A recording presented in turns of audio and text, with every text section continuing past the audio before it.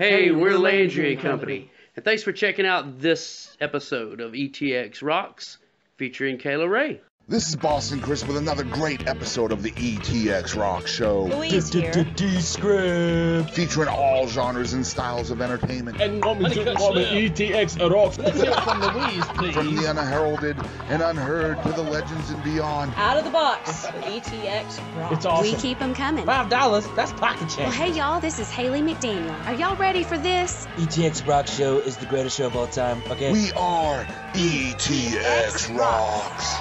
The ETX ROCKS Show is the best show of all time, say? The other shows, you're good, you're real good. As long as we're around, you'll be second best, say? Cut.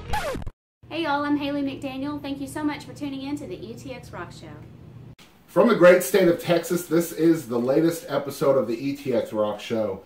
Nestled in the piney woods of East Texas, the ETX ROCKS Show delivers the stories and songs of talented artists of all genres, all styles, from the unheralded and unheard to the legends and beyond. We bring a passion for music and a drive to go behind the curtain with our guests. We focus on all the artists from LA to New York, Nashville to Texas, and everywhere in between. ETX is our location, not a limitation. As always, it's viewers and listeners like you out there that are our biggest support for the show. If you want to contribute to the show, please do so by donating to www.paypal.me/ETXRocks. And thank you for watching. And you can find that link in the description below as well. So thanks for checking out the 196th episode of the show.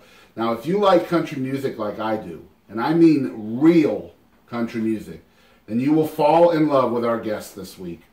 She's a young singer-songwriter from Waco, Texas, who is not afraid of using the steel guitar, the fiddle, and that country wail in her vocals. Now, listening to her music can take you back and make you think you're listening to the female Hank Williams Sr. She got her start as the tour manager for Texas legend Jason Eady, and later started performing with him in his band. In 2014, she released her first full-length album titled Love and Liquor, and in 2015 was named the Best New Female Vocalist of the Year by the Texas Regional Radio Music Awards. She is undoubtedly a breath of fresh air for traditional country music fans. Guys, it's a huge honor to introduce everyone out there to Miss Kayla Ray for the first time on the ETX ROCKS Show. So Kayla, thank you so much for making the drive out and visiting with us. How are you doing today? I'm good. Thank y'all for having me. I appreciate it. Now, we have a bunch of mutual friends, but one of our mutual friends is the incomparable Heather Little. Yes, I love Heather. And so Heather is a very huge supporter of ours and a mentor even. And a lot of times she will contact me and say, Boston, I know somebody who has to be on your show. And it's happened several times. And Heather keeps sending them our way. But you were one of those that she reached out and she's like, Boston, this Kayla Ray girl, I met her in Dallas. And she will blow your mind away. That's now, cool. The thing is, I actually already knew who you were before Heather mentioned that. So it was kind of serendipitous because I was like, okay, yeah, I know who Kayla is. This is probably a good thing. Cool. And when she was messaging me that, you were actually in Mount Pleasant that night, opening for Curtis Grimes. So it was like, this is really cool. So I definitely want to thank you for coming on the show. Man, I'm happy to. Heather's been great. I met her, I guess, just a couple months ago in Dallas. We played the House of Blues, and it's kind of the same thing. You know, we just happened to be lumped into the same night, and I knew a few other musicians, but she played first, which I found to be really stupid because there's no reason that I should play after Heather Little. But it was great. We had a great time. I was there by myself, and she was there with a group of friends, and I just hung out with them the whole night. Yeah. It was like I'd known her forever. She's super humble, very down to earth, Yeah. and what I love about Heather is she's always, building up other artists and pushing and sharing their stuff, and you don't see that all the time in this industry. She's great, and she's in it for the right reasons. She actually said that night we were talking about motives, and because it can be very discouraging. I believe in hard work, and so does she. But doing as an independent artist, you have to be good at a little bit of everything. Yeah. And we were talking some about that, and she said you're doing it exactly right as long as it's about the cake and not the icing. You've got it figured out. Sounds like something she would say. Yeah, absolutely. Great. Lyrically, probably the best songwriter in Texas, in my opinion, phenomenal. honestly. Yeah. So we are obviously very excited to have Kayla Ray here on the set or in the living room of the ETX ROCKS Show, and you have your guitar. So she's also going to play a few songs for us. So tell us about the first one. I think the first tune I'll play, it's one from the first record that I really enjoy. It's called Room 402. Love this song. So tell me if you picked up on the fact that it's a ghost story. Absolutely. Oh, I'm so happy to know that, because some people later are like, what? You know, but every place that you go, it seems like traveling, there's inevitably, you know, the legend of some woman, some forlorn lover that jumps out of the window after whatever happens and she haunts the room. And so I thought it would be fun to write from the perspective of the woman doing the jumping. Very so cool. That's how that tune came about. So you guys stay tuned. We're going to have Kayla Ray performing her original song, Room 402. Y'all check this out. 402 lies a lonely man tonight. I left him long before you would find the morning light. Just another barroom romance, kisses sealed with lies. I left my pride in room 402 tonight. In room 402, he slipped off his ring, and my trembling lips dare not say a thing. Over as he drew the curtain, well, I killed the light. I broke a heart in room 402 tonight. Room 402 holds the secrets that are heavy on my mind. If walls of 402 could talk, well, I pray that they'd lie. For I swore that I would never cross that drunken cheater's line. Oh, but shame poured right out of me like the drunken cheater's wine.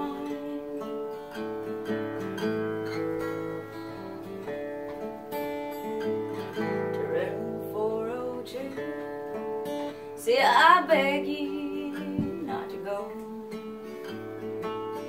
Though my body's gone, you'll be haunted by my soul. Over when I left the man.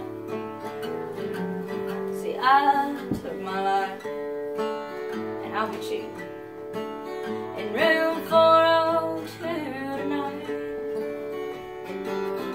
Room 402 holds the secrets that are heavy on my mind. And if the walls of 402 could talk, well, I pray that they'd lie. For I swore that I would never cross that drunken cheater's line. Oh, shame poured right out of me like a drunken cheater's wine. In room 402 lies a lonely man tonight. All right, so we are back. That was Room 402 by Kayla Ray. Great, great country song. Just a phenomenal song. I'm really excited you played that one. Thanks. We'll be right back with more from Kayla Ray right after these messages from our sponsor. That a rich girl like you, she ain't never tried. Hey, this is Scott Connor, and you're listening to East Texas Rocks. In the background, they're playing my brand new single, Ride With Me. You guys can find me at scottconnor.com. That's Connor, C-O-N-E-R, just one N. You can go to Facebook at Scott Connor Music. You can buy my music at CD Baby or iTunes. You can even listen to it at Spotify. Mostly, I just wanted to tell you guys I appreciate you. I look forward to seeing you down there in Texas. And we appreciate East Texas Rocks. Take care. She cocked her pretty little head with a pretty smile in her eyes. She said that sounds pretty good, but you need to realize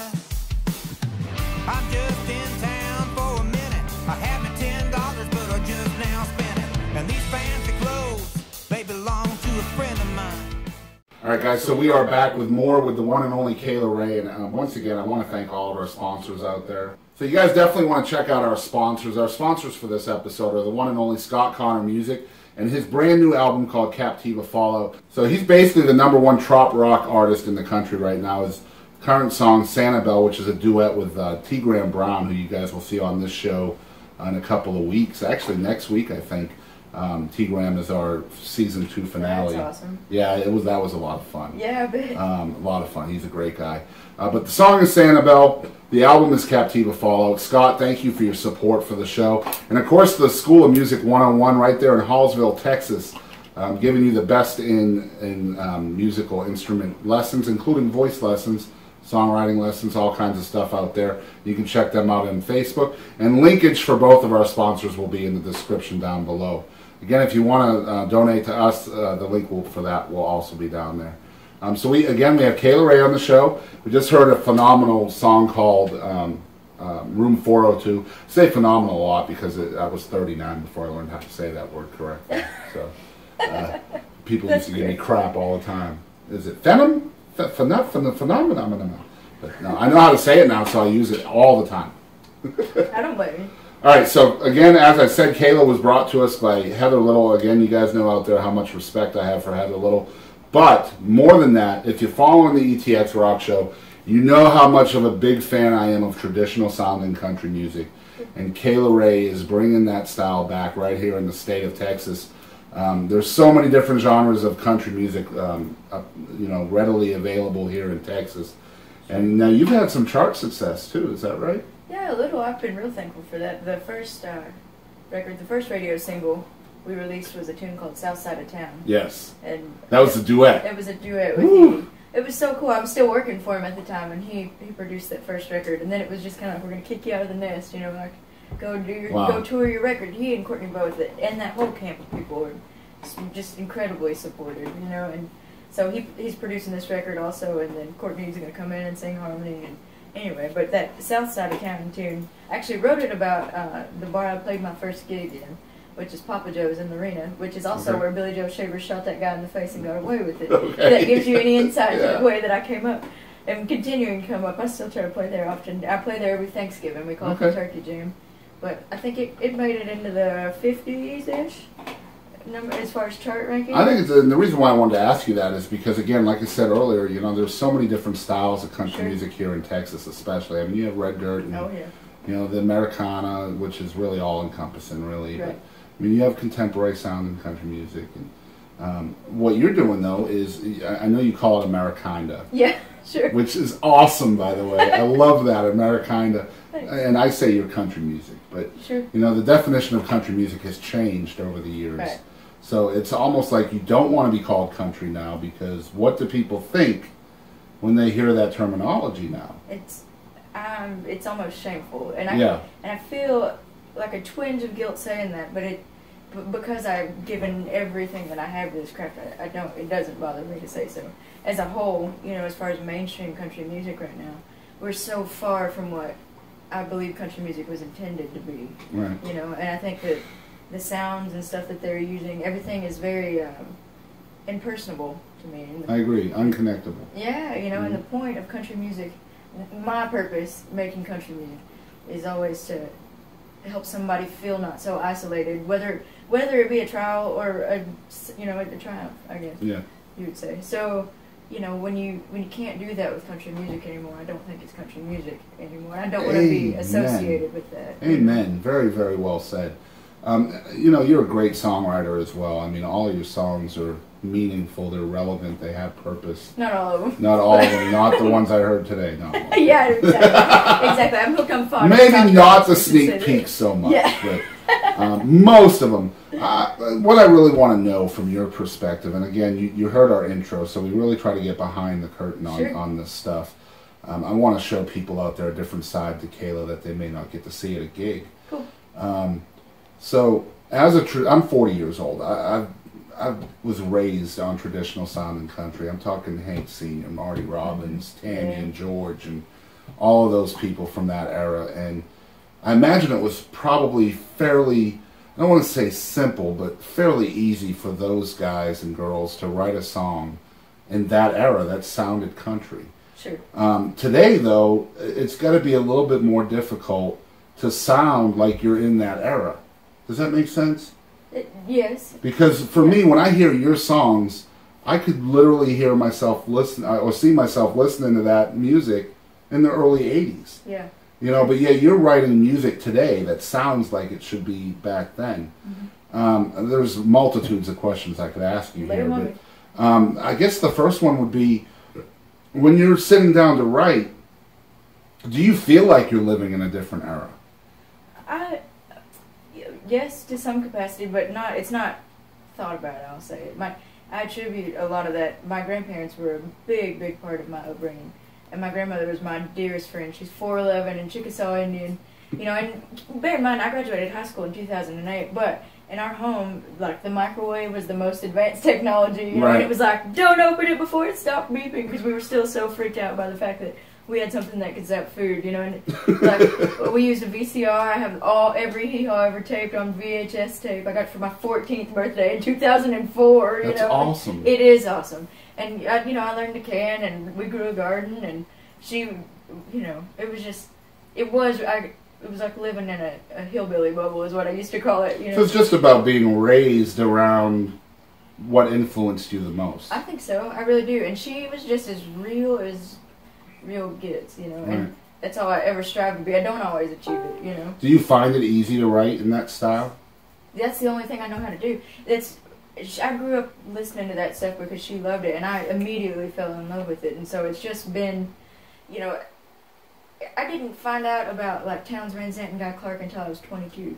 I'm sorry. Know? I know all the things I was missing, you know, but it was what needed to happen. And prior to that, I pretty much primarily just listened to classic country music for the, 20 years of my life prior.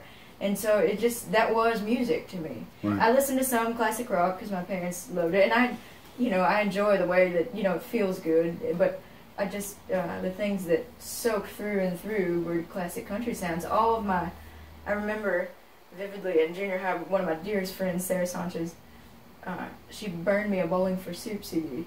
And I was so confused, I can imagine. But she was just like, you need this. Like, we need to have something to talk about. So here's this, and go listen to it, But You're handing her a Tammy Wynette 8-track. Exactly. I mean, and she was so great, because she loved me anyway. But it was just, so it's not something I sit down with purpose to go, man, I want to make this song sound like Hank Sr. It's just, this is the melody I have within me because it's so familiar to me. I have to work harder to do things like Low Dollar High. That's way not in my, in my realm. But I certainly am growing to respect all those things and to understand the beauty in those crafts that I, for a long time, was very closed off to, largely because of my grandparents. It was like 1973 and before, we're not listening to it, Mm-hmm. But there was a lot of, I guess, closed-offedness. That maybe it's not a word, but back then, it was like everything had to be streamlined. Sure. It's not kosher to listen to Elvis, or whatever back in those days. That doesn't exist today. But as a songwriter, not so much as a performer, but as a songwriter, do you feel pressure from the industry to write a certain way?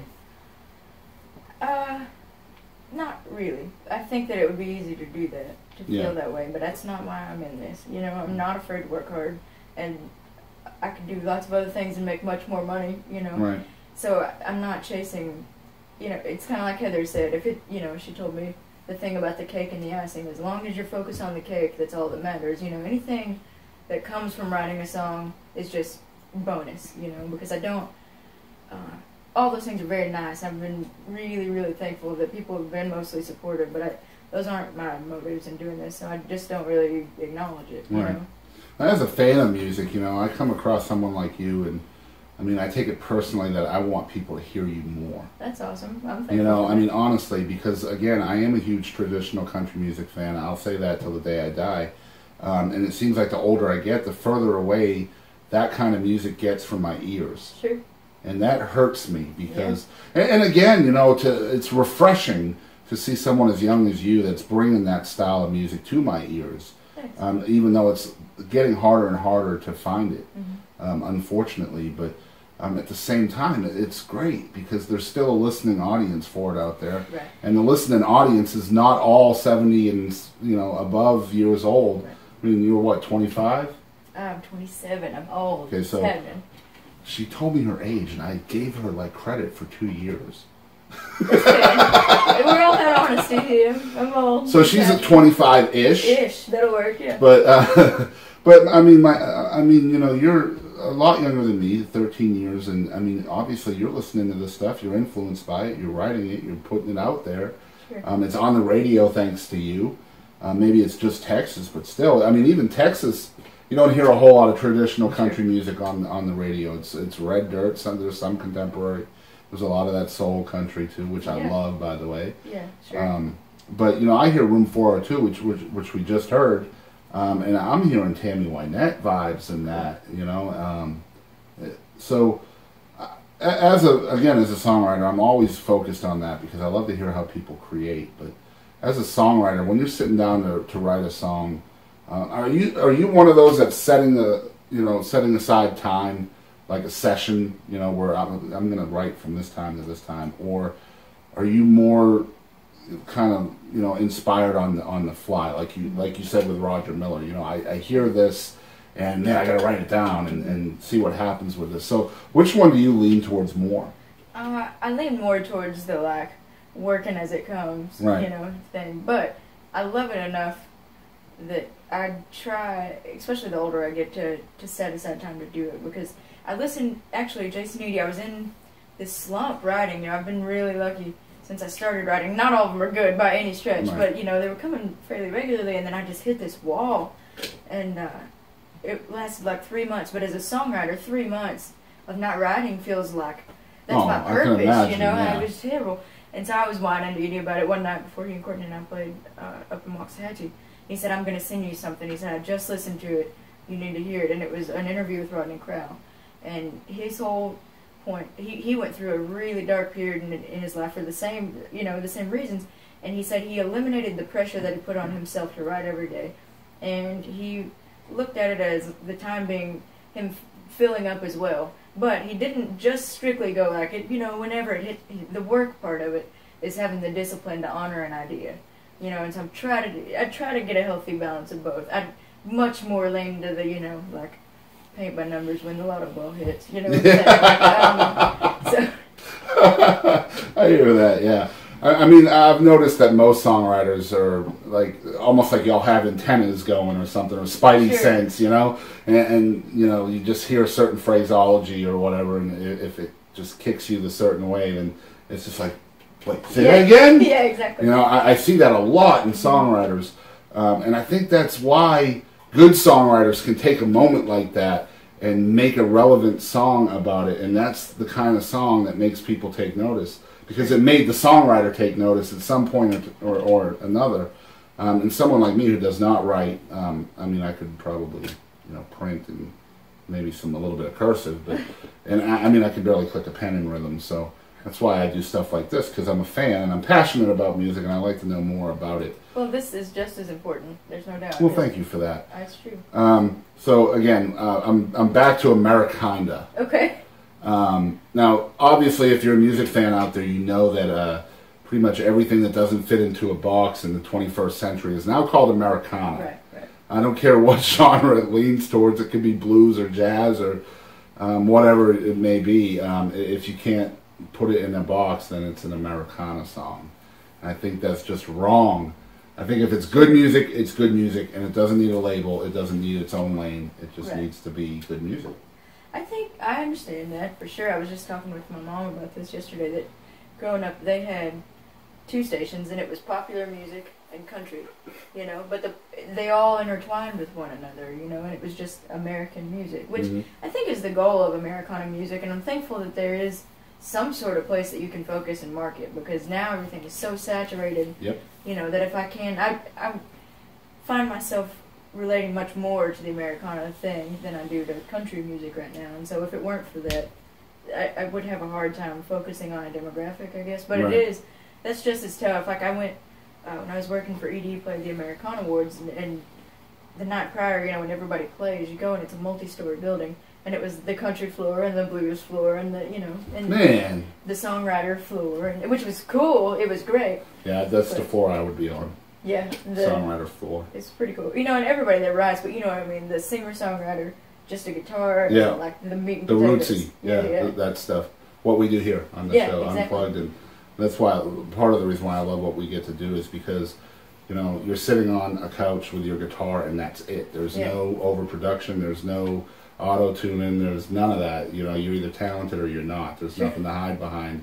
And that's why I love this show, is because, you know, we're trying to showcase your talent, and you start plugging stuff in, and I mean, even a microphone with no kind of effects on it can change the sound, in my opinion. Absolutely. I get back to Heather Little. I mean, Heather's a good example of that rootsy artist that can just sit on stage, nothing but her, a stool, and a guitar. Yeah. And by the end of the night, there might be 12 people in there that were in all different parts of the venue. But by the end of the night, they're all packed as close as they can get to the stage, because the voice and all that tenderness has pulled them in. And I think that's what you're talking about, for sure. So, again, Love and Liquor is the name of the album. I wish we had a copy of it, but I'm sorry. I won't go there. We'll get one eventually. I put all the money from selling them in my gas tank, and so I don't blame you. I don't blame you at all. I mean, we have light trees from Walmart. They working? Yeah, there are light for the show, so I completely understand. You know, just the 100-watt light bulbs to light the room sets us back. You know, and they're like $4 a light bulb, so I completely get it. But this album was really, really well received in Texas. Sure. A lot of people have been talking about it. I guess you released it, was it 2014 you released the album? It's been so long. We've been working on this new one for a year we now. need some new music for sure. It's just about ready. We like Courtney's harmonies and mixing and mastering, so. Ooh, so we're close. We're real close. So maybe springish. Early next spring, yeah. Ooh. And it'll be done prior to that, but, you know, we're going to take time to do it correctly. So it looks like we might have a return date on the ETX ROCKS Show, too. I would love to come back. Absolutely.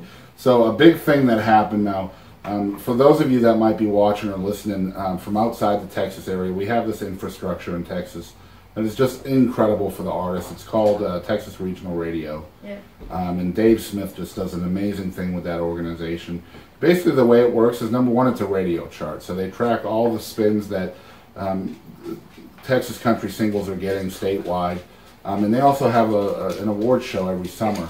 And now in 2015, you won the new Female Vocalist of the Year for that organization. And again, this is like the Texas Country CMAs, in my opinion. It's the cream of the crop.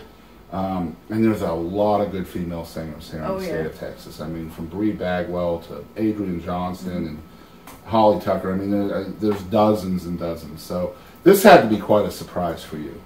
It's really funny, actually, because it was the first single I'd ever released was South Side of Town. We hadn't released the next one, and I was, you know, like everything, learning as I go.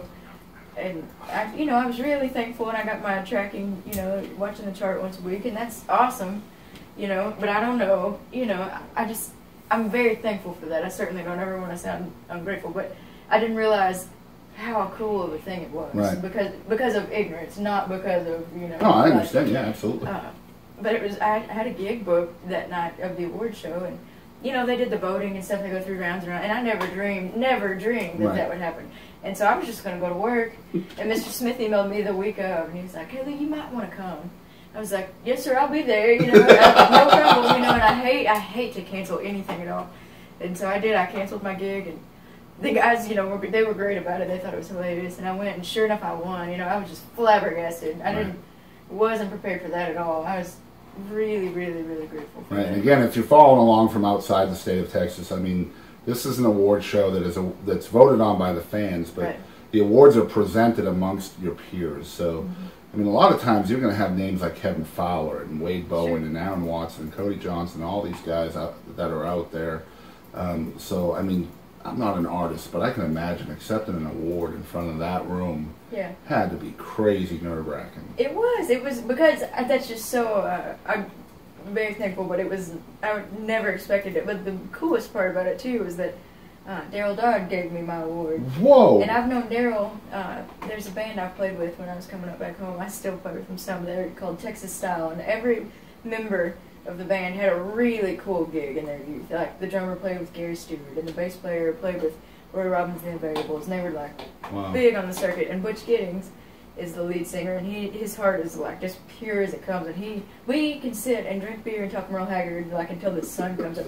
And they taught me to drink hot tequila straight out of the bottle. You know what I mean? Had the best time. But it turns out Daryl Dodd practiced in Butch's garage years ago in Moore, Texas. And so we all laugh and we call him the Commissioner of Country Music because he's so supportive. Wow, what a great nickname. Yeah, and he's so deserving of it. And so I'd met Daryl through Butch years ago, and I just run around and playing with him.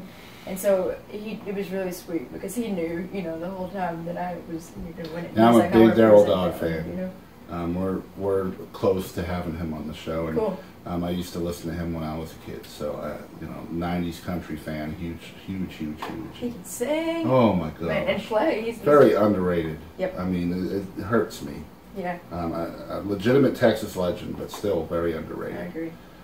Now, speaking of Texas legends, now you have been mentored and kind of under his wing for a while, but Mr. Jason Eady has been a huge influence in your life. Was your boss at one point? Yeah. Or, I mean, depending on how you look at it, you might have been considered his boss. No, I still call him boss man today. Tell us the evolution process of not only meeting Jason, but how he's cultivated your growth from working for him and now being an artist in your own respect. It's just the craziest thing. I had a buddy that was a bass player, and we were just running around Waco, and we were in the same college program. And one day he showed me this music fog video, and it was Jason Eady, and he was, you know, it was at Steamboat, I guess, years ago, and it was before AM Country Heaven that record came out. But it was a tune from that record called Old Guitar and Me, and I just loved it. I watched it over and over and over again, and I was like, this dude gets it. This guy totally gets it. And so I was working at a Hampton Inn at the time, and I remember telling my buddy Leanne, who happened to take a photography class, so she took the pictures for my record. This is crazy how it all intertwines, but I was like, man, I need to hear this guy. Like, this is great. I don't know yet, but he, you know, there's something with this dude. He's phenomenal, and I love his art, you know. And so then, a few months later, oddly enough, I was going to Lukenbach with Dick and Marilyn Gimbel, who are huge in my life. And Dick Gimbel's phenomenal. Talking about legends. Yeah. And Dick was playing on July 3rd. No, I guess he wasn't playing. We were just going to go down there because I was just running around with him a lot. And lo and behold, Jason Eady was on stage with Walt Wilkins, and I was like, oh my gosh, that's the dude. That's the old guitar man dude. And so we walk up, and Jason at the time was kind of the green guy on stage because you got to think this was 7 years ago. Walt Wilkins, too. Yeah, sure. Yeah. And so Walt kicks Eady off the stage, and he calls Dick Gimbel up. And so we're sitting there, and the only empty seat is where Dick just got up, you know. And so Eady comes and sits next to me, and I'm like, dude, you know. And so we talked. You know, it was so great. And then a few months later, I was seeing this. This is inevitably how every country song starts. But I was seeing this Telecaster player, and he got the call to come play for Jason Eady. Weird, oddly enough. Wow. And so he got the reference because he'd been playing with this band, Texas Renegade, out of New Braunfels, and they needed somebody. And so he started running around with Eady and them, and so inevitably I was just around.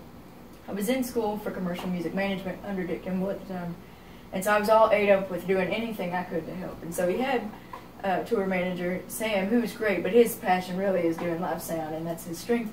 And so I would just run around and sell merch and, you know, I mean, crazy stuff. Like, we were playing somewhere, and Eady didn't have a table or a tablecloth, so I ran across the street to the closest hotel with a bunch of CDs, and I swapped them CDs so that I could borrow a table and a cloth from their banquet hall. Just crazy stuff. Yeah. Like and I was playing at the time too, so it wasn't all the time. But as Sam moved on, Eady was like, "You can do this. Come work for us." And so I started just selling merch.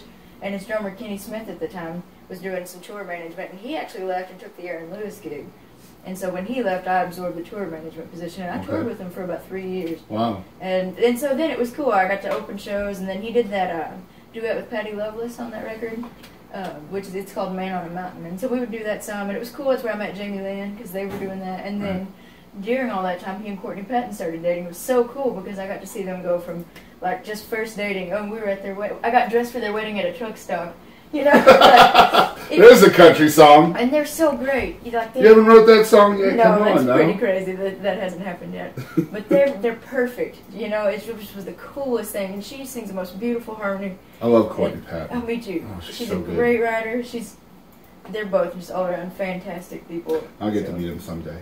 Yeah. If y'all are watching, yeah, I'd love to have y'all on the show. Just saying. They're great. And so, you know, over those 3 years, inevitably, we all would stay up all night and just play every country song you could ever think of, you know? Yeah. And I respect both of them, all of the people in that camp, enough that they wouldn't let me get away with doing what we call chick singer stuff. You know, like I have to sit down and learn correct chords and learn. I don't always get it right, but they made me put an emphasis on. It's almost like tough love. Yeah, exactly. Yeah. The steel player, Chris Slotzauer, I call him Popsauer.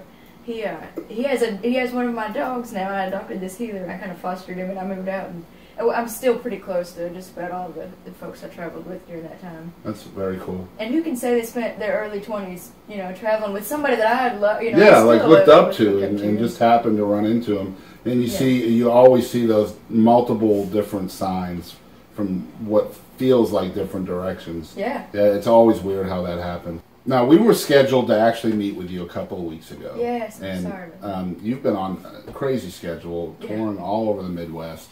Congratulations on that, by the way. I know it's really hard to tour outside of your own state. And, sure. It's great to see where you're heading and what you're doing and who you're bringing the music to. I think, you know, that's always going to get bigger and better for you. I really do. I appreciate that. I certainly hope so.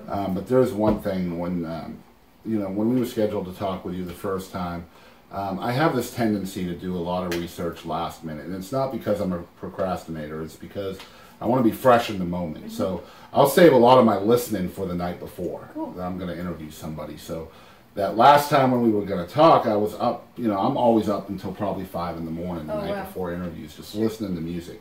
Best job ever, by the way, guys. If your research is you getting to listen to music, that is a pretty cool gig. Just saying. I may not get paid for it, but by God, that's a good gig. Yeah. So I was up really late listening to your stuff, and I mean, again, your writing is so great, and it's intense writing, and it just fits so well. And then I got to the song that you call a suicide letter. Now, what's the title of this song? Dying to Learn to Fly. Dying to Learn to Fly. Now, guys, this song hit me about 5:30 in the morning, and that's probably not the best time for this song to be hitting you, but you know, I listened to everything I could find on you on YouTube, and I always save the website for last. Because if you go to, is it KaylaRayMusic.com? It is. Now, if you go to an artist website, the artist website is typically written by the artist, so it can be a little biased. So I usually save that for last because I don't want my own view and my own opinion on somebody to be biased by the artist himself. Sure. So I'll listen to the music first. This has never been put on this show, my process for research and stuff. So you guys check this out. If you're a podcast host out there, maybe this will help you. I don't know, maybe. But I always listen and formulate an opinion. I try to, you know, I'm not very educated on chords and all of that stuff, but I do try to create my own opinion on something before I go to either other interviews or the artist's website. So I had listened to a lot of your music, and then this song came on, and wow. So now you wrote on the questionnaire here, you know, some people find closure after losing loved ones that way by listening to this song, and some are not feeling as alone as they face similar thoughts. The power of music never ceases to amaze me. Now, that's her talking about this song. So Dying to Learn to Fly, first of all, is an amazing title for a song. And I implore everybody out there to go check out this song. And now this song is available to be heard on KaylaRayMusic.com. The entire album is there. She has made that available for you to listen to free of charge right there on the website, which you can definitely do. But support the artist. Make sure you're buying a copy of that album as well. But I want to hear from the songwriter side of your perspective for this song. Is this a personal experience, first of all?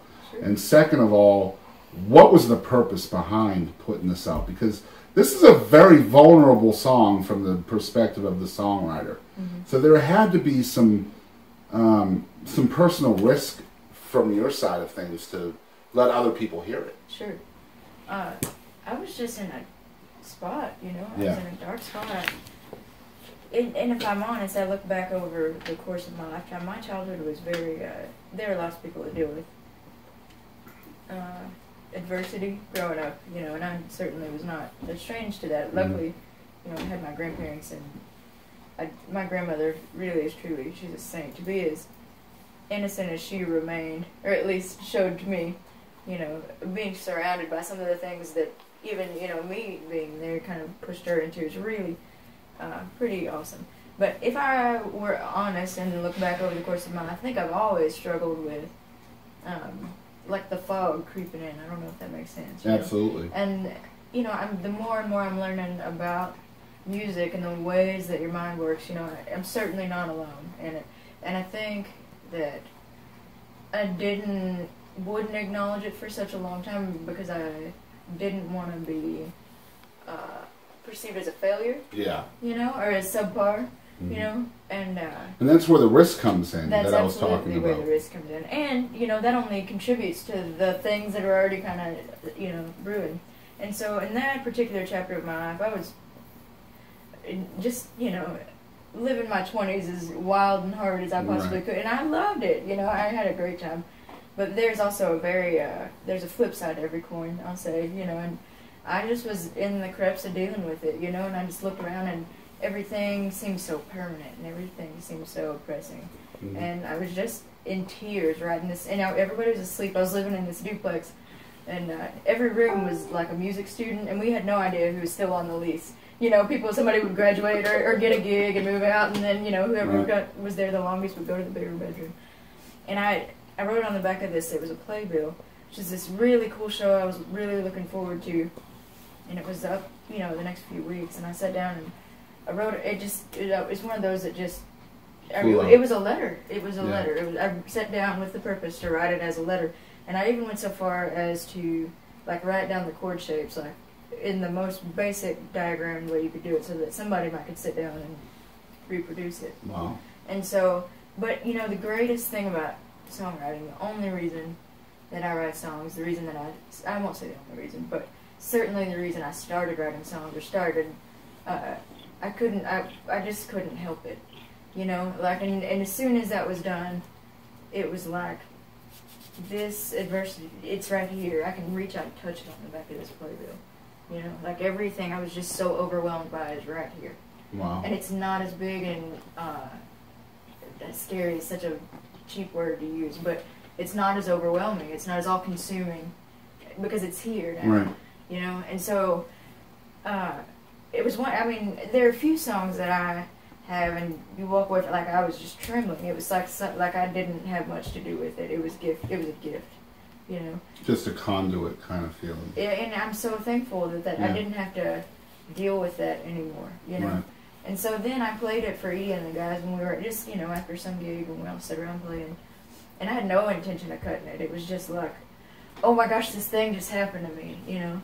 And so then we went in to make the record a few months later, and Edie was like, that Townsy one, we need to cut that. And I was like, Townsy? Like, what do you mean? Yeah. And he was like, Townes Van Zandt. Yeah. That's how I learned about Townes Van Zandt. Yep. I'd never heard anything like it. There's definitely that flavor to it.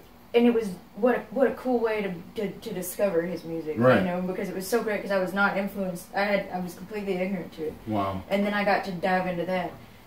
You know, and since that tune... So he insisted, you know, he's like, we have to cut that. You have to cut that.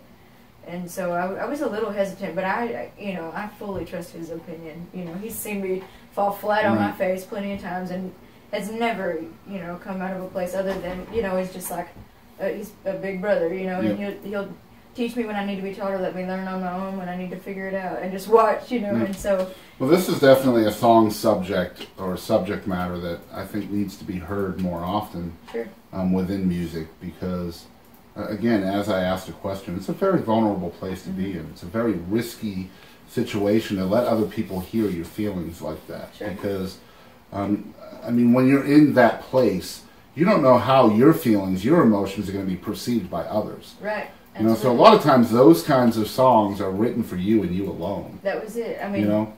It was gifted to me. And that's like a real hippy-dippy thing I completely get that. But I'm so thankful, you know. It's hard for me to look back at it and go, like, something within me wrote that, you know. Right. But so now this song it's a song. It's out there. People have heard this song. Mm-hmm. It's something that people are listening to and responding to. and in a positive fashion as well. Yeah. So obviously, now I don't know how many people out there have listened to the song. I'm hoping by talking about it as much as we are that people will rush out and buy the song and listen to it over and over and over again, like I did at 5:30 in the morning, because this song is powerful and people need to hear it. People that are hurting need to hear this song. And first I want to thank you for writing it, number one. Number two, I want to thank you for the courage it takes to actually let other people listen to it. Because I know that it's probably even harder than actually writing the song.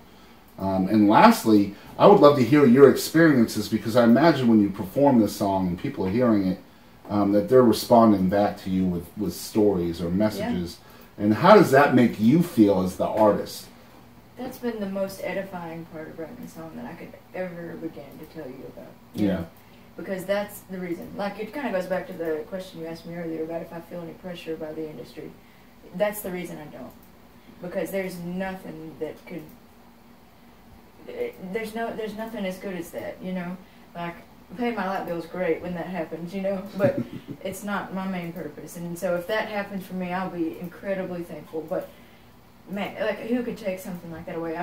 There's a couple that's very, very dear to me, and we've become so close, largely because of that song. We definitely, you know, I met them through music and some mutual friends, but they have a son that took his own life, and the mother came up to me. I love her dearly, I really do. She came up to me and said, you know, I didn't get it. But this helps me wrap my mind around the things that he was feeling, you know, at the time. And the thing is, she's phenomenal. They're great people, and he was just dealing with a burden that was too big. You know, it was certainly no fault of their own. Yeah. And to have any role in somebody coming to a realization like that is like, if I never get blessed with another song, like, that's cool. Yep. You know, and thank goodness, you know, that's not the case. But so, you know, things like that, or people that are like, man, I totally get it. You know, but it's become now, it's like a battle cry or like a call to victory, you know, because the thing is, I felt truly like the hook is, I'm just a bird with broken wings, I'm dying to learn to fly. So, you know, if you put that in literal sense, you know, I'm dying to experience some freedom from this thing, you know, but to be able to have it in a tangible form and go, wait a minute, like, there is hope in tomorrow, even if it's just waking up, you know, because now here, all that, like I said, all this culminated, overwhelming thing it's here in this tangible. I made sense of it in my own mind. Completely makes sense. And so, you know, obviously it's my hope that, you know, that could do that for somebody else. Or, you know, like in the case of the couple I was telling you about, bring awareness to the fact that, like, you know, that sort of thing really, they shouldn't carry any guilt for that. Yeah. You know? Just an awesome song. Again, it's called Dying to Learn to Fly, right? Mm-hmm. Dying to Learn to Fly. I'm sure it's out there on iTunes and all those places. Amazon, and it's part of the Love and Liquor album as well. It's the last tune. Yeah, last song. That's the kicker right there. So again, I've noticed here lately that the new recipe for success, or whatever it is to put the best song last. Oh yeah. I've noticed this. Like, I'd say the last 4 or 5 albums that I've really delved into, that last song is a kicker, man. Like, it's like, dude, I'm almost done. This is... wait, what? You know? Awesome. So, all right, so I have one last question, and this might be the hardest one for you to answer, and that's why I saved it for last. Okay, so, who is Kayla Ray? Oh, man. That answer probably changes day to day. Who is Kayla Ray? You know, there are things that I hope to be, things that, you know, I'm constantly evolving, but, you know, I'm certainly somebody that has shortcomings like everybody else, but I'm somebody that... I'm too fearful to live my life not just pursuing the things that I want to do. Mm-hmm. You know, I get one shot at this. And I love to create. I love to have people around me. I'm a very, you know, don't get me wrong, when I'm both extremes. I'm either incredibly isolated and swimming through the fog, or it's like, man, I just want to love on everybody around me, you know, which makes me, I'm sure, a little odd, you know, but I'm trying my best to be fearfully who I am while I'm figuring out what in the world that means. You know, recently I don't think I've said this online anywhere yet, so this will be fun, but I have a whole bunch of music credits. I was going to school for commercial music management, and I'm Chickasaw Indian, so I have the opportunity to finish a degree I just hadn't thought, I hadn't thought of anything I wanted to finish. I got all that great knowledge in commercial music school, but music therapy is becoming this really cool thing, And I may not ever practice. I think I'll love it too much not to at least do it like a day a week or something, but I've been taking, I took 26 hours in the last 6 months while I've been touring. Wow. And so that's a definite element, but the whole point is to learn more and more about why songs affect you the way that they do, because I just love it so much. And so anything that I could pour into my craft, I want to. That's my whole purpose, Very cool. And I love to do all sorts of other stuff. Like I like to sew and create. I love to create, like it all, And I try not to be. I'm pretty opinionated when I drink a lot of whiskey. Who else is Kayla Ray? My Boston accent comes out when I drink whiskey, or apparently when I'm on my third interview of the day. It's funny. People say that about my accent. It becomes much thicker when I'm drinking or when I'm tired. Yeah. I think you when you let your inhibitions down, the natural things come out. And my R's disappear. Your R's? Yeah. Yeah. I don't know. They don't have the letter R in Massachusetts, I've noticed. My G's at the end of words are always, running, thinking, fighting, things like that always. Awesome. So, guys, we're actually going to be right back with more from Kayla Ray. You might just see us play What the Heck. Y'all stay tuned.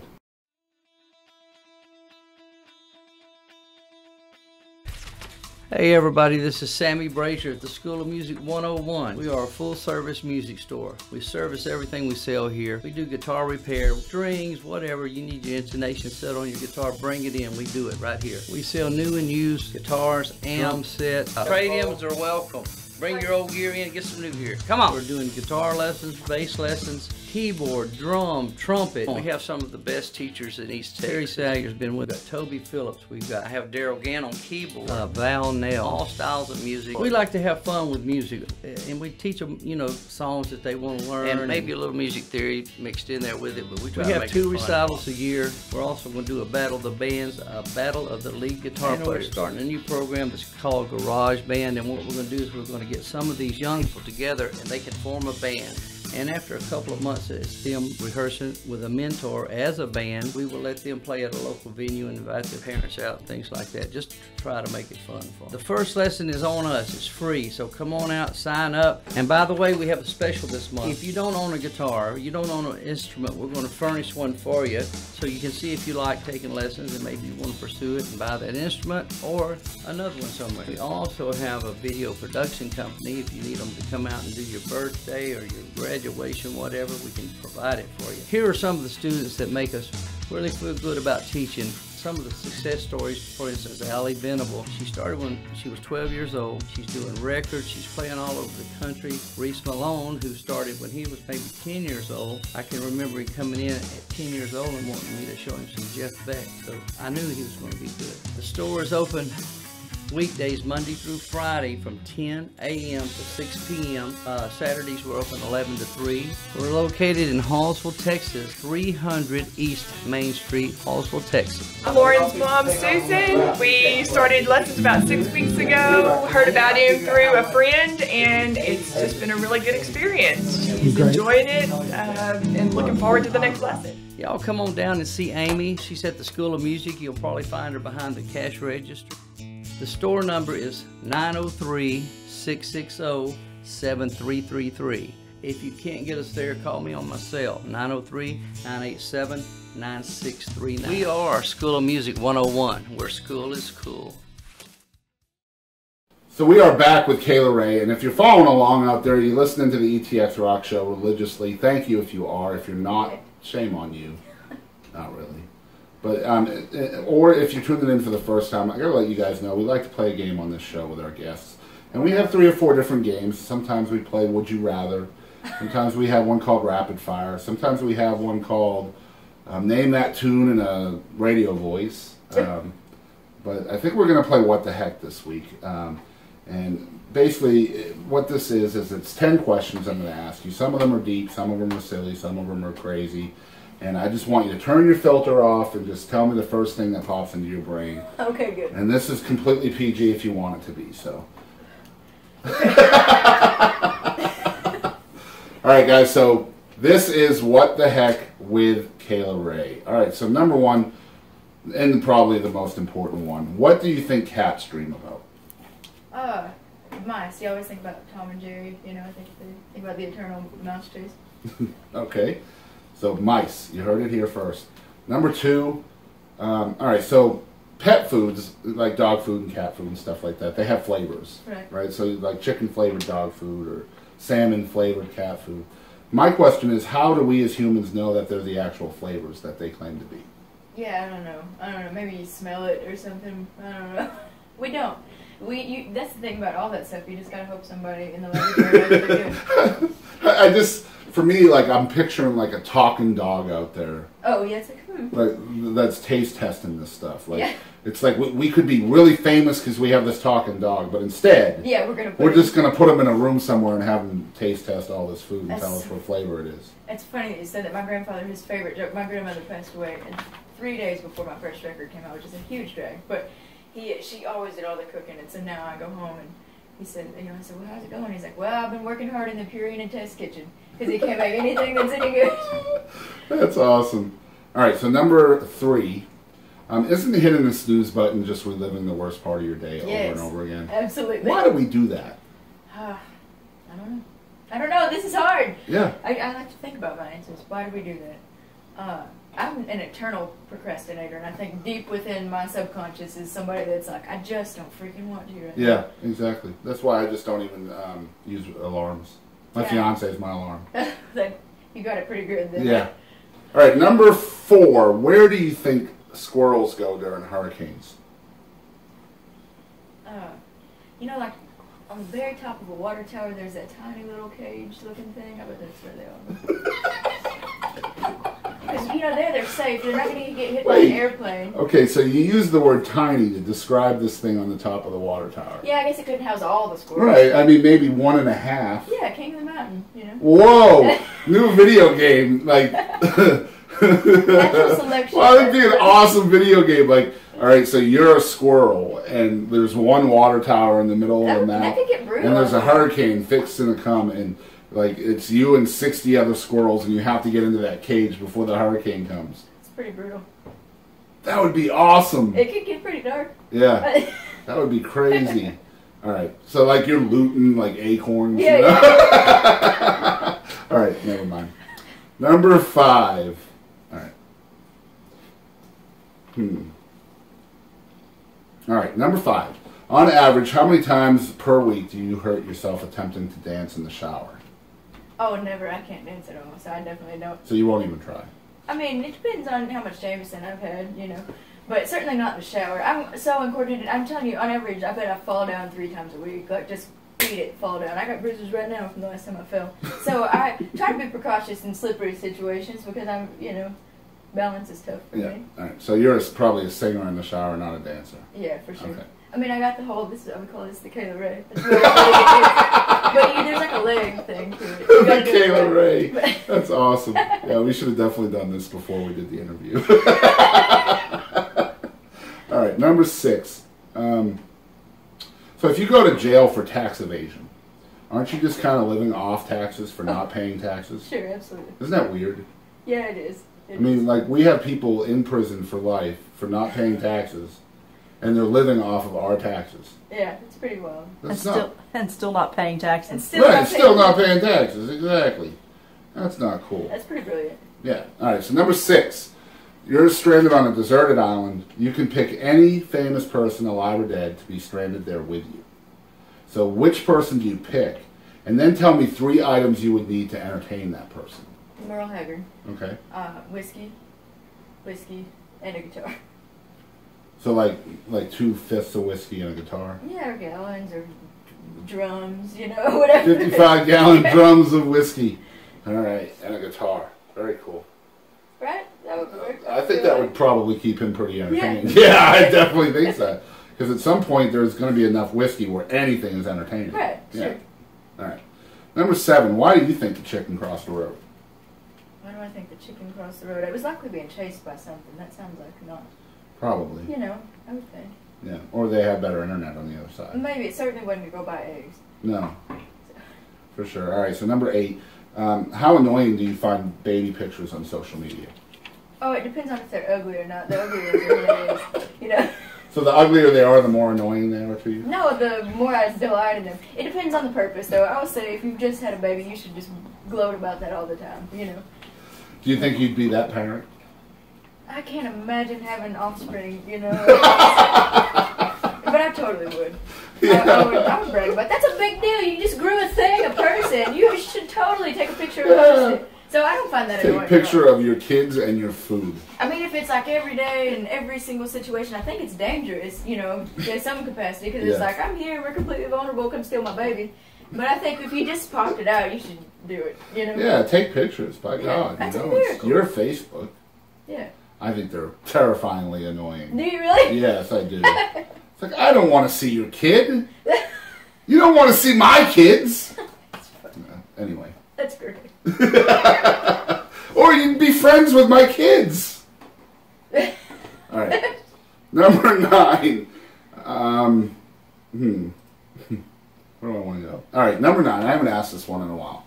Okay, so as humans, especially in the English language, we have lots of different sayings and cliches and proverbs and stuff like that. So a lot of times, there's 2 that we say a lot. And heavens no is one, right? Heavens no. Like if you're trying to be adamant, like, you know, sure. Would you ever go to a Luke Bryan concert? Heavens no! Yeah. You know, so, I said his name, my bad. Would you ever go to a Luke Bryan concert? Heavens no! All right. And, of course, then you have the other side of that, which is hell yeah, sure. Which everybody says, especially at concerts. So why doesn't anybody ever say purgatory perhaps? That's perfect. I don't know. I'm using it now.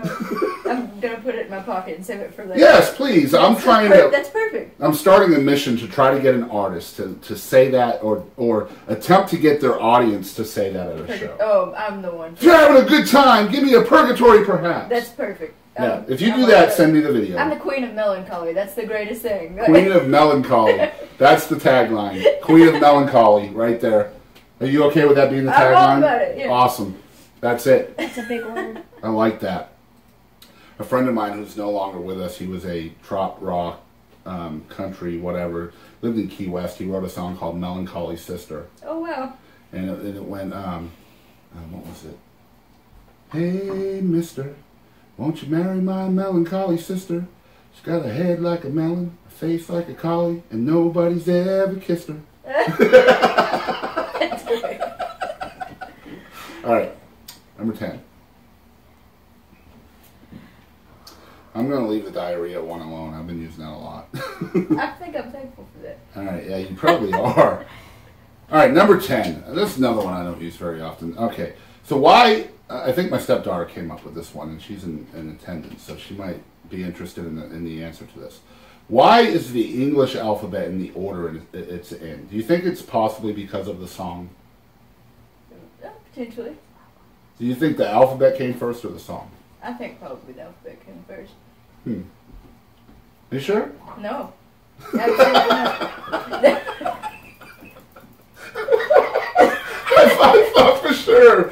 I thought for sure when I said, "Are you sure?" she was going to be like, "Yeah." I said, "Are you sure?" She's like, "No."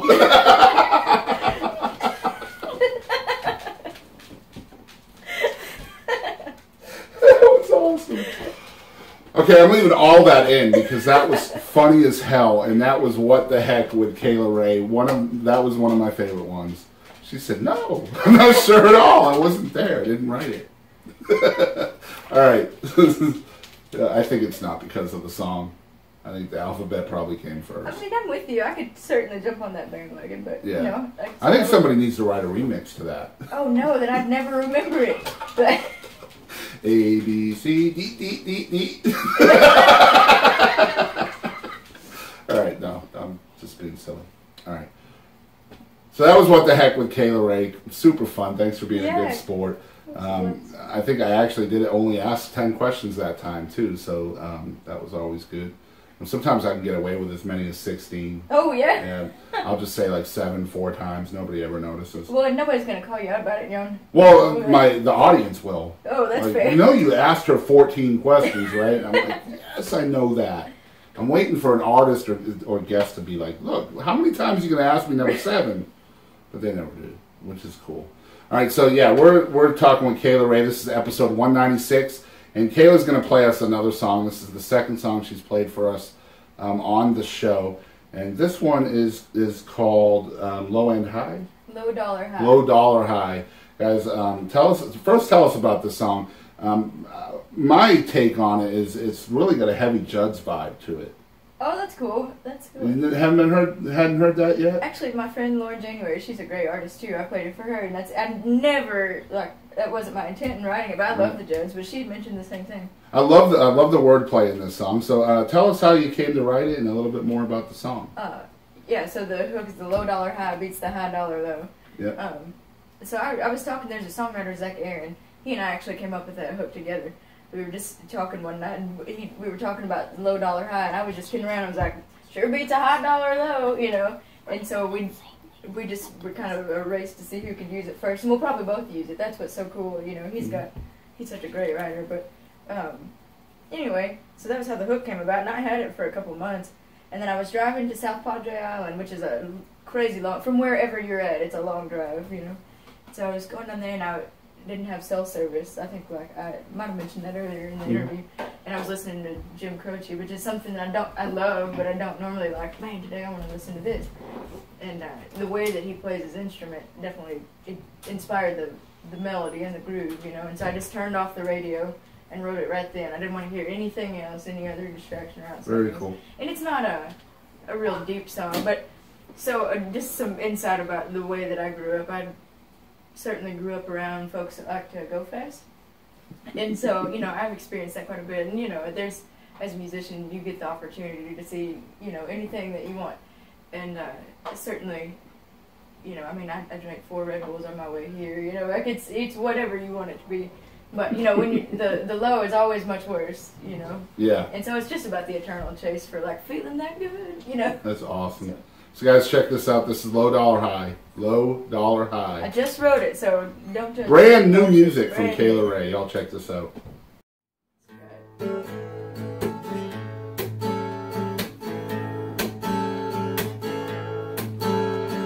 Roll dice in that valley, down in the valley so low, won't you lean your head over mine?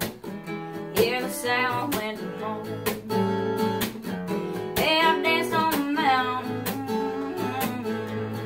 Powdered snow. It's been a half a mile, I just run from the high dollar low. Those a low dollar high beats a high dollar low. They're chased by the sound of a man downtown, and you think about now I know that this low dollar high.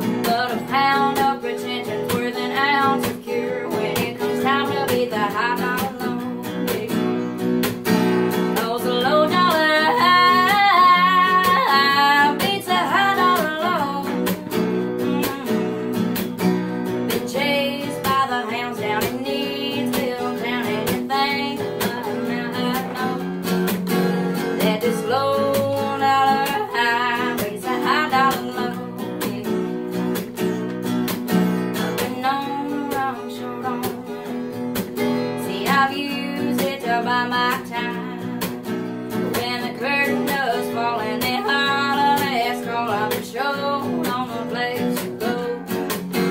I ain't never been too short on the high dollar low.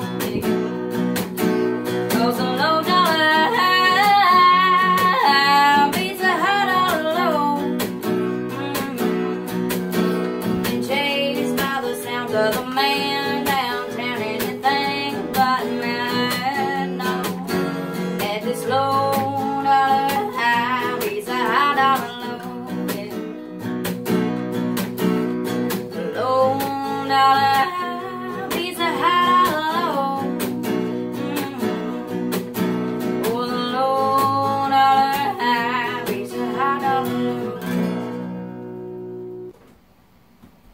Okay, so we are back. That was Low Dollar High by Kayla Ray, and I said the word dollar correctly that time. Yes!